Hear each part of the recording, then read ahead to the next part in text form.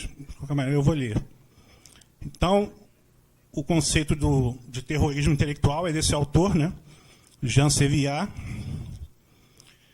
que ele estudou basicamente os intelectuais franceses do pós-Segunda Guerra, né, e especificamente os intelectuais de maio de 68.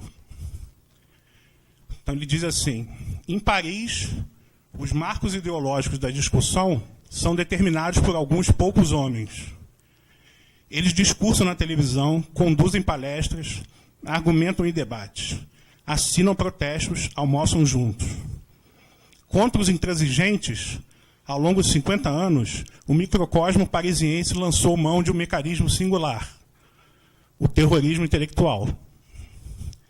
Trata-se de um sistema totalitário, mas de um totalitarismo adulador, hipócrita, insidioso, que não concede a palavra ao adversário, transformado em animal a ser abatido. Abate em que não há perda de sangue, mas distorção de palavras.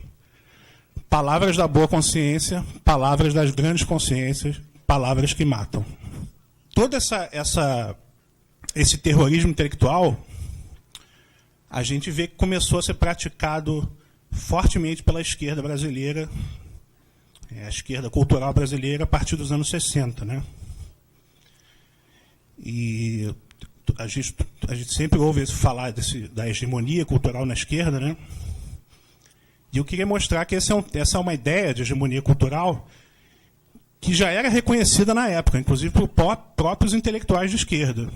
Como, por exemplo, aqui, o professor Roberto Schwartz, da USP, que escreveu esse texto em 1970, né? Foi publicado pela primeira vez na revista fundada pelo Sartre, Le Temps Moderne, né? E depois foi republicado em português. E ele diz assim: a presença cultural da esquerda não foi liquidada naquela data, ou seja, no golpe de 64, né? E mais, de lá para cá, não parou de crescer. A sua produção é de qualidade notável em alguns campos, e é dominante. Apesar da ditadura da direita, há relativa hegemonia cultural da esquerda no país. Pode ser vista nas livrarias de São Paulo e Rio, cheias de marxismo, nas estreias teatrais, incrivelmente festivas e febris, às vezes ameaçadas de invasão policial, na movimentação estudantil ou nas proclamações do clero avançado. Em suma, nos santuários da cultura burguesa, a esquerda dá o tom. Isso foi dito já na época, 2 anos depois do AI-5. E mais recentemente, né, um famoso intelectual de esquerda, Vladimir Safatli, né, do PSOL, escreveu também reconhecendo que na época havia isso. Diz ele: durante décadas, a esquerda conseguiu sustentar uma certa hegemonia no campo cultural nacional. Mesmo na época da ditadura, tal hegemonia não se quebrou. Vivíamos em uma ditadura na qual era possível comprar Marx nas bancas e músicas de protesto ocupavam o topo das paradas de sucesso. Então, como é que se deu essa hegemonia? A partir dos anos 60, o Partido Comunista Brasileiro, né, o PCB, ele começou a adotar uma tática de ocupação dos espaços, né, que era baseada num princípio chamado frentismo cultural, né? O que significava o frentismo cultural? Seguindo diretrizes determinadas na Terceira Internacional Socialista, estabelecendo o marxismo ortodoxo, eles acreditavam que o Brasil não estava pronto ainda para uma revolução proletária, uma luta de classes, né? Eles diziam que o capitalismo brasileiro ainda não era desenvolvido e que a grande luta naquele momento seria contra o imperialismo das potências do primeiro mundo, principalmente os Estados Unidos, né? Então, o que eles achavam? Eles propunham uma frente ampla, né, que era uma aliança entre classes, sobretudo com a burguesia nacional, para desenvolver esse capitalismo. E aí sim, só no segundo momento, você começar a luta de classe propriamente dita, né? Então, uma das estratégias desse princípio do frentismo foi a invasão, a ocupação de espaços nos órgãos que eles chamavam burgueses, né? Então, isso aconteceu nos dois grandes pilares da comunicação de massa. No jornalismo, e a gente tem uma série de autores, todos egressos do Partido Comunista, ou, se não era do partido, era de alguma dissidência, mas ligado de alguma forma. Otávio Malta, Etevaldo Dias, Franklin Oliveira, Roberto Miller, João Santana, Cláudio Abramo, Luiz Garcia, Hélio Gáspara, Mário Augusto Jacobski, Fernando Moraes, Paulo Moreira Leite, Anselmo Góes, etc. Né? No entretenimento, o grosso da produção cultural brasileira nesse momento, né?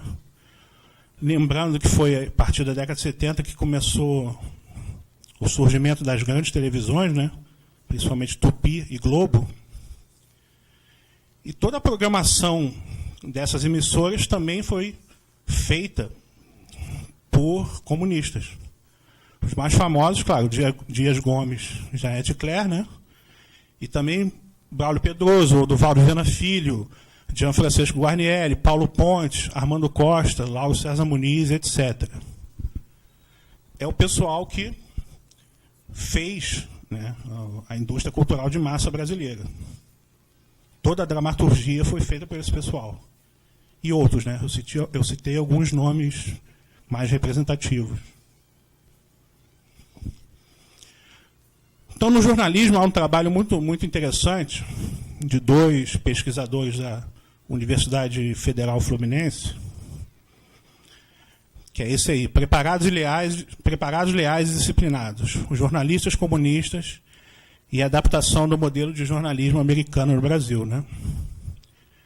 E que eles explicam que houve um certo casamento de conveniência, né, entre os jornalistas vindos do PCB e os donos dos grandes jornais, né? Os donos dos grandes jornais estavam interessados no know-how, de certa maneira, dos jornalistas comunistas, que já tinham jornais, inclusive muitos clandestinos, e já tinha toda uma filiação entre eles e um certo profissionalismo, né? E também uma disciplina que os donos dos jornais estavam interessados em adotar naquele momento, onde estava acontecendo uma transição do modelo de jornalismo que até mais ou menos final da década de 50 era um jornalismo mais inspirado no modelo francês, que era um pouco mais ensaístico, né, para o modelo americano. Então, isso era interessante para os donos dos grandes jornais ter, digamos assim, esse exército de comunistas com uma certa experiência em fazer jornalismo mais, digamos, um formato mais objetivo, né? E do ponto de vista do PCB, como eu disse, era uma tática já de ocupação de espaços, né? Então não se tratava de casos isolados de jornalistas comunistas nas redações de jornais, mas era um processo realmente de infiltração, né? Então quando entrava um comunista numa redação, ele tratava logo de ir botando os outros. Então, os responsáveis, os chefes de redação, todos iam fazendo um filtro com base nesse critério de pertencimento ao partido, né? E foi assim que eles foram tomando todas as redações do país, né? Chico, deixa eu só interromper você. O público ou quem está te julgando? Os intelectuais, os jornalistas? Não, eu não dou a menor importância ao que os jornalistas dizem, desculpe, nenhuma. Se eu desse importância ao que os jornalistas dizem, eu já teria me suicidado há 5 ou 6 anos. Eu não me suicidei, estou aqui inteiro e tal. Os jornalistas só falam mal de mim, mas acontece uma coisa, eu sempre disse isso, eles passaram anos dizendo que eu era gênio E eu tive a genialidade de não levar isso a sério. Não é agora que me chamam de idiota que eu vou cometer a idiotice de acreditar. Então, por quê? Você acha que houve um patrulhamento porque você casou com a Zélia? Não, acho que até piorou depois que eu casei com a Zélia. O patrulhamento vem de longe. O jornalismo está 95% entregue ao PT. Eu não sou petista, né? Eu sou PMDBista. Mas quem manda no jornalismo são os diretores, não são os petistas. Isso você pensa, os diretores nem vêm mais. Depois do computador, o diretor só lê o jornal depois que ele está editado. Não, ele é que manda as ordens pelo computador. Não acredito, não acredito. Não acredito. Mas 95% são do seu tipo. Tudo bem, não vamos discutir o caso do jornalismo, porque não estou aqui para salvar a imprensa nacional, não pretendo salvar lá.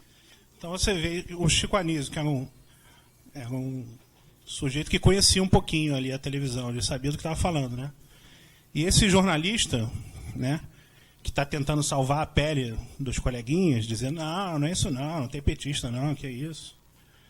É um jornalista que vocês devem ter visto mais recentemente, falando uma pérola do jornalismo de esquerda no Brasil, numa entrevista com Lobão no Roda Viva, né?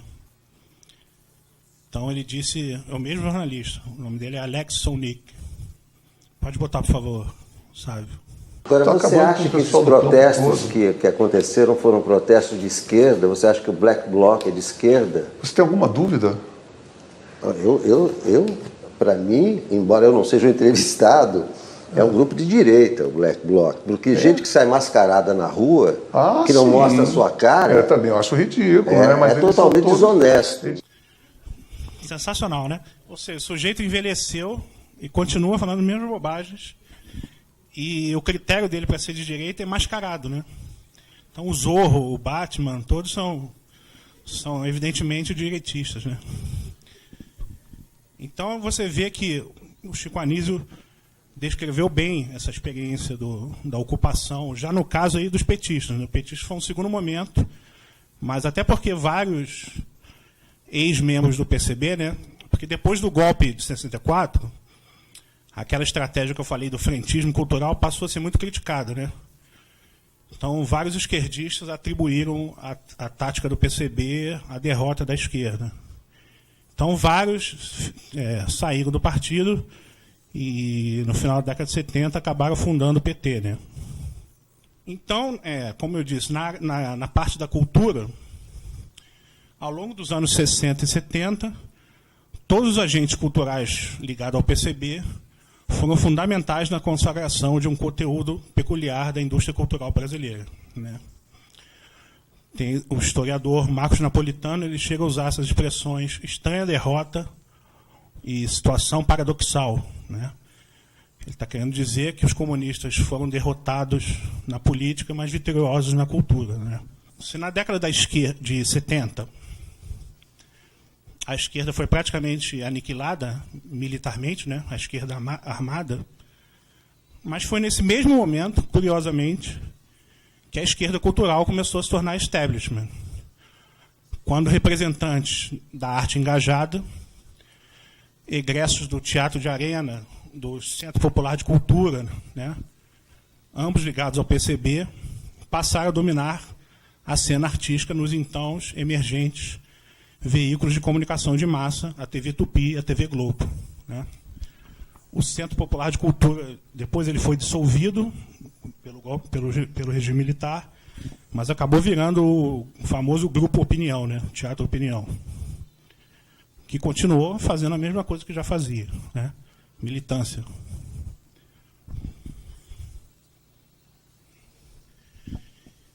E a gente pode perceber, então, que obcecados com a questão da luta armada, os militares eram amadores em termos de guerra cultural, né?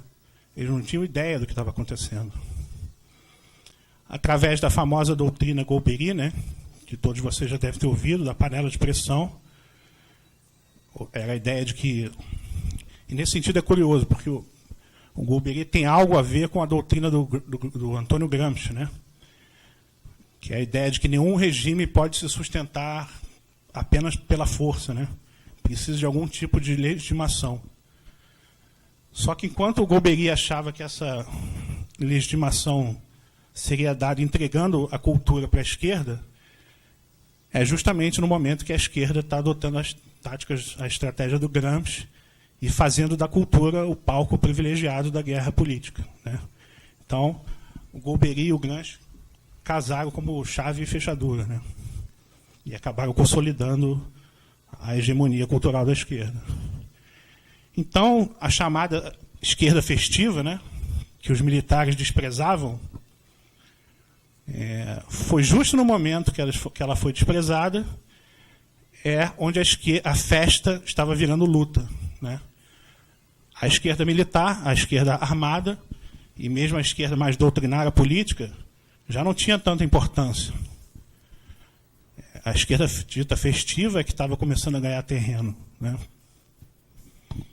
Como exemplo dessa desatenção do regime militar a esse aspecto mais cultural da esquerda, a gente pode falar de duas obras do Gianfrancesco Guarnieri, né? O grande teatrólogo e ator comunista do PCB, que escreveu duas obras adaptadas para a televisão, né? Mais ou menos na mesma época, em 72. A primeira, Pivete, que é basicamente a história de um garoto pobre do morro que se torna bandido porque é pobre. A tese que a gente já ouve bastante por aí, né? Então, conta a história do garoto que não teve oportunidade, não sei o quê, acabou virando bandido, né? É a tese da causa social do crime, né? E a segunda peça, a segunda obra, que foi para a televisão, foi uma série da Globo, da Tupi, As Pessoas na Sala de Jantar. Essa segunda não tinha um conteúdo político tão explícito, mas, no entanto, era uma forte crítica dos costumes, né? Ela tratava de uma família de classe média que comemorava a morte da amante do pai, né? Como se aquela morte fosse acabar com o escândalo e tal, e fosse abafar, né? Então, começava a surgir aí a crítica à classe média, a hipocrisia da classe média, ao reacionarismo da classe média, etc. O que vocês acham que aconteceu com essas duas peças? A primeira foi censurada, Pivete, e a segunda foi liberada. Os militares não viram nada nela, entendeu? E é justamente na crítica dos costumes que a esquerda estava passando a investir nesse momento. Então, os militares brasileiros não compreendiam que, na nova modalidade da luta revolucionária, o inimigo imediato da esquerda já não eram os donos do grande capital, mas os donos de casa. A família tradicional e burguesa convertia-se em antro de hipocrisia, repressão sexual e reacionarismo político. Compreendida como pilar de sustentação do capitalismo e do próprio regime, era o alvo a ser abatido pela esquerda pós-PCBista, docemente abrigada nas TVs Tupi e Globo, cujo público era formado por aquela mesma classe média que essa esquerda dizia odiar, mas que, todavia, pagava o seu salário, né? Foi nesse momento também que começou a chegar no Brasil muito forte a influência do Herbert Marcuse, né? O famoso marxista da Escola de Frankfurt, que escreveu esse livro, publicou esse livro em 1955, Eros e a Civilização. Então, o que o Marcuse faz nesse livro? A primeira coisa dele foi criticar o modelo ortodoxo do marxismo, né? Ele percebeu, como tantos outros marxistas na época, que a tese do Marx estava errada, né? A ideia de que o capitalismo ia tornar os trabalhadores mais pobres. Aconteceu o contrário. Os trabalhadores, a classe operária começou a ficar melhorar de vida, consumir mais, né? E começou a se aburguesar, como os marxistas frankfurtianos começaram a falar, né? Então, o Marcuse ficou muito impressionado com a notável capacidade do capitalismo de se impor ideologicamente, né? Então, ele percebeu que havia uma necessidade de libertação mais subjetiva do que objetiva. Porque, segundo ele, o capitalismo estava introjetado no fundo da alma dos próprios explorados, digamos assim. Então, Marcuse interessado na subjetividade, né? Coisa que o marxismo ortodoxo nunca se preocupou. Marcuse recorre a Freud, só que ele vira a teoria do Freud de cabeça para baixo, né? Em Freud, a repressão dos instintos é condição essencial da civilização, né? Ou seja, a civilização só se dá versus eros. Você tem que reprimir os seus instintos para poder se constituir em sociedade, né? É o que o Freud chamava a passagem do princípio de prazer para o princípio de realidade. Para Marcuse, ao contrário, essa repressão dos instintos não é uma condição essencial. É apenas uma condição histórica e circunstancial, que, portanto, poderia ser superada, né? Então, ele propõe, em vez de eros versus civilização, ele propõe eros e civilização. Ele acha possível uma civilização que tenha que o domínio do eros esteja presente, né? Porque, como bom marxista, né, ele pegou a tese do Freud e historicizou, né, a tese. Ele dizia que a tese do Freud era muito essencialista e ele queria botar a coisa numa perspectiva mais histórica. Totalmente equivocado, evidentemente, mas... Então, adaptando o conceito marxista de mais-valia, Marcuse propôs o termo mais repressão, definindo como as restrições requeridas pela dominação social, diferenciando da repressão freudiana básica, ou seja, a necessária sublimação dos instintos com vistas à civilização. Dado que o capitalismo trouxera a perspectiva de abundância material, superando a escassez, o trabalho alienado tornara-se supérfluo e a mais repressão obsoleta. Eros já não tinha de ser suprimido para que a civilização triunfasse. Surgiu, então, o que o Marcuse chamava de civilização erótica, né? É o que era o projeto dele. Então, você vê que o Marcuse, em nenhum momento, ele se dá o trabalho de pensar como foi possível essa abundância no capitalismo, né? Ele toma isso de barato. A escassez para ele é um problema facilmente superado, né? Então ele confia no próprio capitalismo para destruir o capitalismo, né? Ele usa as vantagens do capitalismo contra ele próprio. É na década de 70, então, que os conceitos de Marcuse começam a transpor as fronteiras da universidade e penetrar na imprensa e no meio artístico. No Brasil, a panaceia marcusiana teve influência em veículos culturalmente progressistas. Realidade, Nova, Cláudia, o Pasquim, Ex, Rolling Stones e vários outros, né? Bem como em programas televisivos para a Frentex, como Malu Mulher e depois a TV Mulher, né? A ilusão de uma espécie de poder terapêutico do sexo livre, mas nem tanto, né? Porque obrigatoriamente não reprodutivo, não monogâmico, não hétero e não conjugal, né? Todo sexo podia, menos esse. Então, essa crença nesse poder terapêutico do sexo marcou toda uma geração de formadores de opinião brasileiros, tudo isso sob as barbas dos generais. Eu sempre gosto de analisar notícias, né? No Facebook eu costumo comentar as notícias do dia, etc. E eu fui chegando a alguns nomes, né, provisórios ainda, só para classificar algumas técnicas usadas pelo jornalismo para ludibriar a gente, né? Então eu fui dando os nomes que eu acho que facilita, sim. Mas depois, se vocês quiserem até me dar sugestões, eu aceito. O primeiro é a inversão, né, que é mais fácil de visualizar, a própria palavra já diz. Depois tem um que eu chamei de nivelamento, que eu vou mostrar para vocês. Depois a marcação. E um que eu chamei de intransitividade maliciosa. Primeiro, a inversão. Atos contra Maduro já provocaram a morte de 32 pessoas. Entenda a situação na Venezuela. Onda de protesto deixa mais um morto. Foram os atos que provocaram a morte?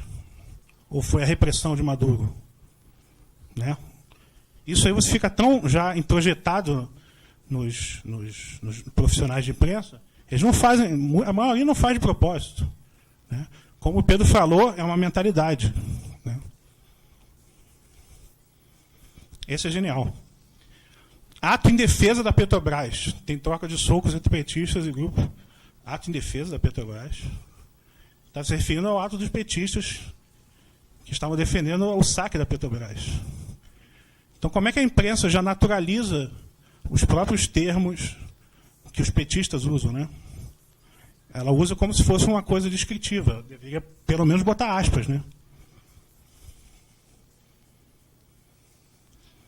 Esse é brilhante. Israel suspende trégua de 24 horas após Hamas disparar mísseis. Ué, foi Israel que suspendeu a trégua? O Hamas dispara mísseis e o Israel é que suspende a trégua. Macri ataca Venezuela em reunião do Mercosul. O Macri estava criticando os presos políticos na Venezuela, né? Essa a gente já vai começar a passar para a técnica que eu chamei de nivelamento. Né? Egito vai reforçar a segurança em locais religiosos após confronto, que deixou mortos e centenas de feridos. O que a notícia falava? Cristãos coptas sendo massacrados por muçulmanos radicais no Egito. Eles chamam de confronto. É o que eu sempre brinco, né? Se os jornalistas hoje fossem noticiar as noites dos cristais, né, que os judeus foram perseguidos na Alemanha, eles iam chamar de confronto entre os judeus e nazistas. Né? O Holocausto foi um grande confronto entre judeus e nazistas. Né? Mesma coisa, nivelamento. Essa foi mais recente, né? Todo mundo lembra. A marcha. Essa aí tem duas manipulações, né? Um palestino e um sírio são detidos após confusão, o termo aí de nivelamento. Não foi confusão, foi uma bomba terrorista, um atentado terrorista praticado pelos muçulmanos. Em marcha anti-imigração em São Paulo. Não era uma marcha anti-imigração, era uma marcha contra a lei de imigração. Né? Ou seja, olha só como numa simples manchete você inverte, você nivela, você deturpa totalmente a realidade do fato. Essa também é ótima. Mais um negro é morto pela polícia em Nova York. O que você lê? Só o título você está achando o quê? A polícia em Nova York é useira e vezeira em matar negros à toa, né? Todo dia ela vê um negro e mata um negro. Mais um negro é morto. E aqui o detalhezinho. Ele atacou o judeu com faca na sinagoga. Como é que o título...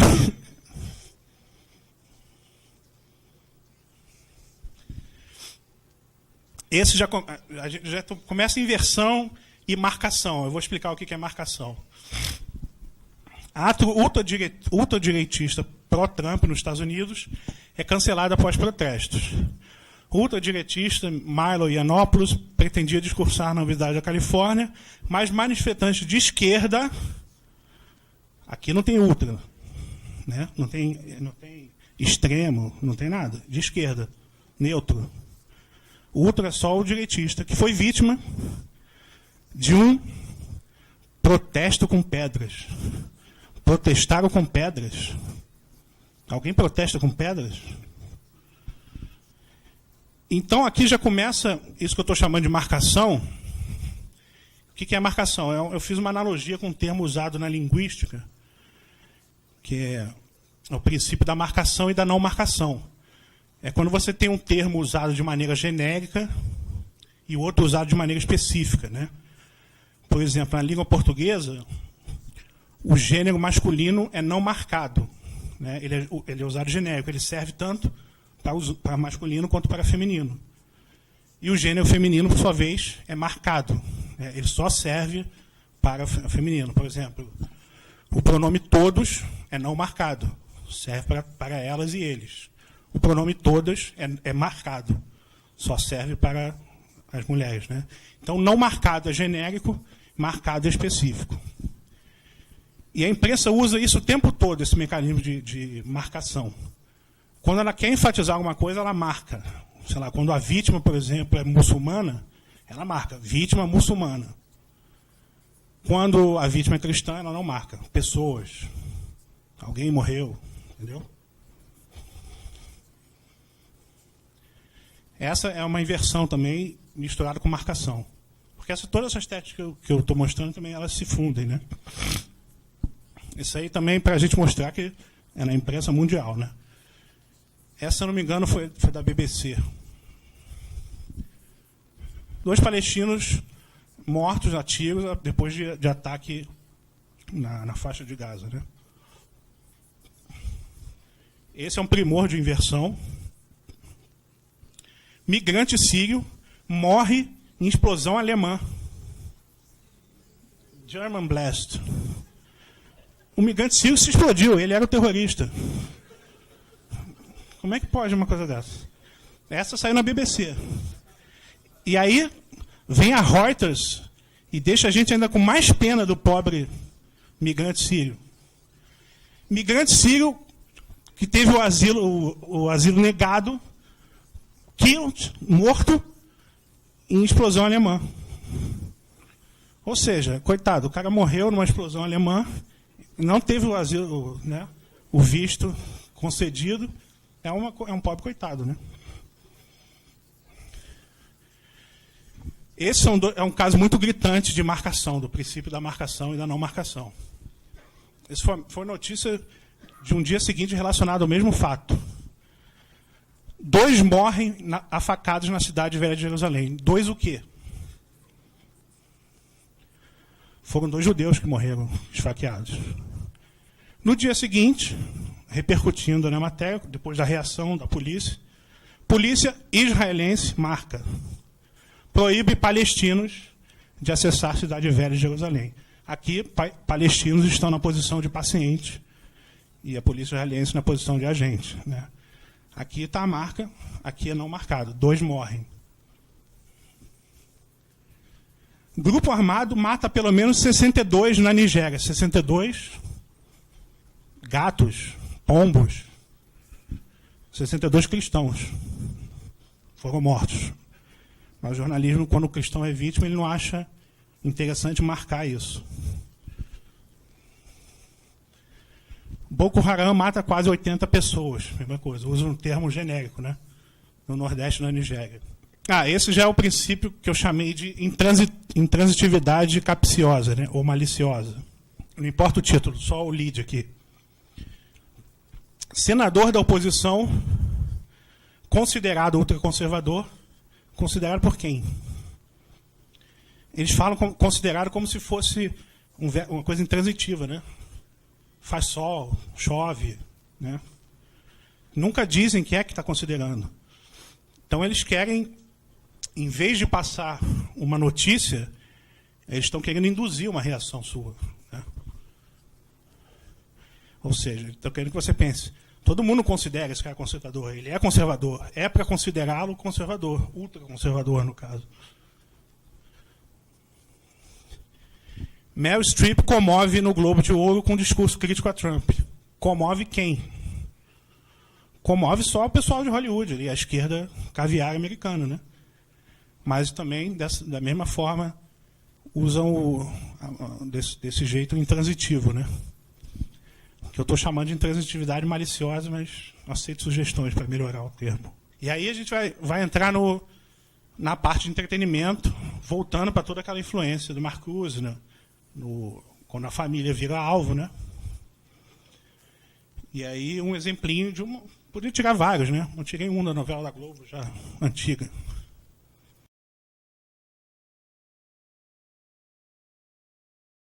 A dramaturgia foi para o espaço, né? Virou um... Vamos ao próximo. Acho que é vídeo também. E aí hoje amor e sexo, né? Uma coisa mais... Puro discurso feminista radical do PSOL.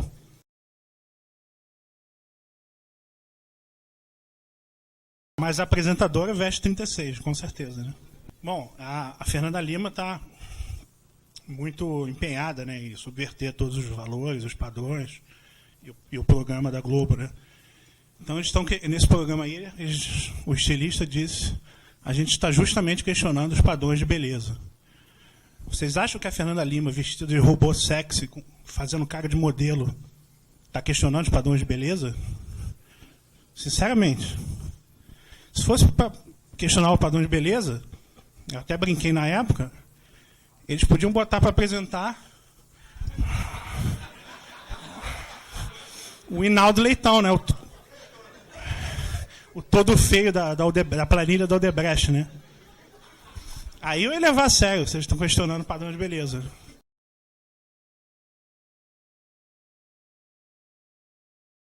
Aí na novela, né, a Maria Fernanda Cândido fazendo trans. E aí, o que está acontecendo? Vocês veem que a militância no universo do entretenimento, sobretudo na Globo, né, está crescendo de uma maneira brutal. Praticamente eles se tornaram uma TV PSOL agora, né? TV PSOL, como me ensinou, que é o termo correto, né? E aí, o que eu tenho visto, que eu até escrevi um artigo sobre isso, né, chamado Povo de Direita, Elite de Esquerda, a cismogênese complementar e o abismo cultural entre o brasileiro médio e a sua classe falante, né? Que eu propus que está ocorrendo um processo de distanciamento cada vez maior entre a elite cultural, que está ficando imersa numa bolha, e o restante da população, né?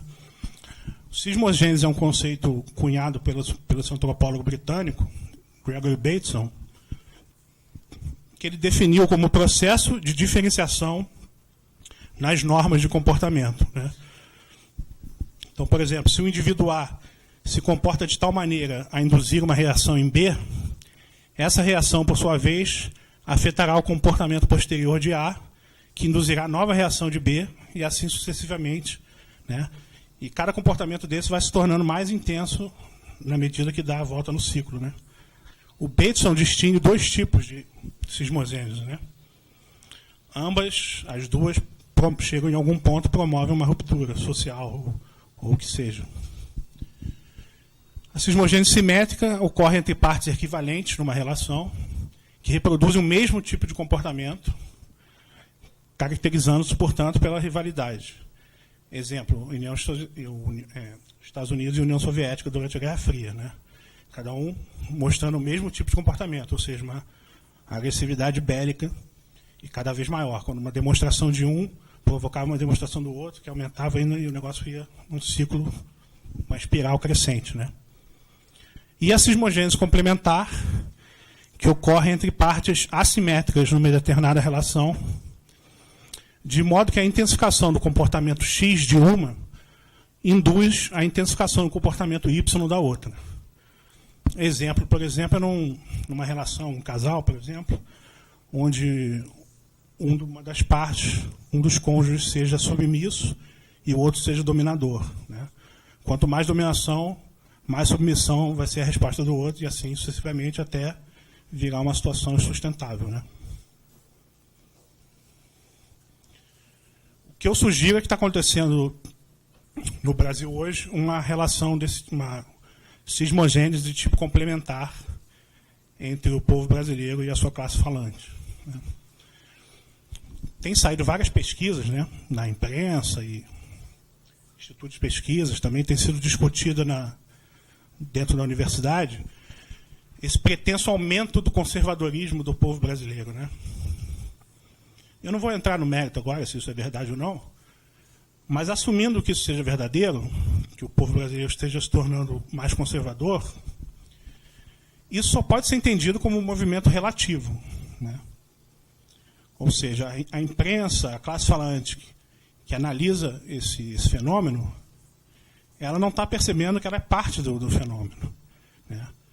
Então, o povo aparenta ficar mais conservador porque a classe falante está ficando mais progressista, né? Então você tem uma sensação de distância maior, né? Se eu estou parado aqui, fixo, e um carro passa por mim, eu vou vendo o distanciamento de X.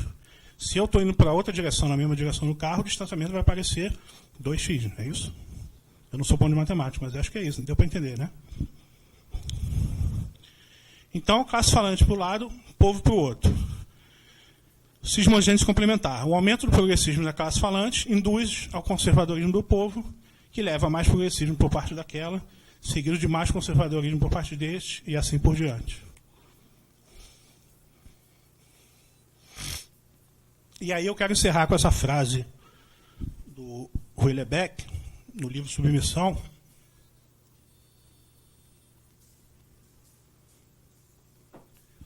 que é exatamente a situação brasileira, né?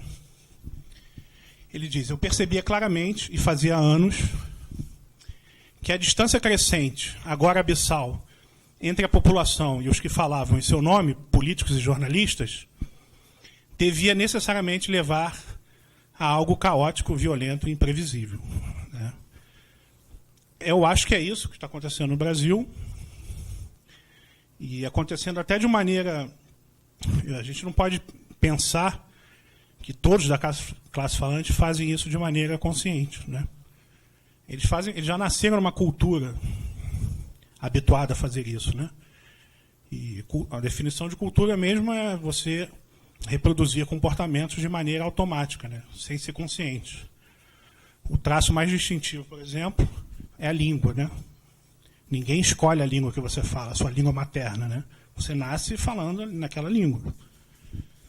E os membros da classe falante brasileira, intelectuais, jornalistas, professores, publicitários, etc., eles já nascem falando a nova língua revolucionária, né? Então, o que tem acontecido, conscientemente ou não, por parte da maioria, é que a classe falante está movendo uma guerra contra a população brasileira, né? E o que nós temos que fazer, eu acredito, é estar pelo menos atento ao fenômeno, atento a esses... Se a gente não pode resistir a ele, pelo menos a gente tem que compreender para onde a gente está indo, né? Não dá para ter mais um olhar inocente para o que produz a classe falante, né? O tempo da inocência passou. Obrigado.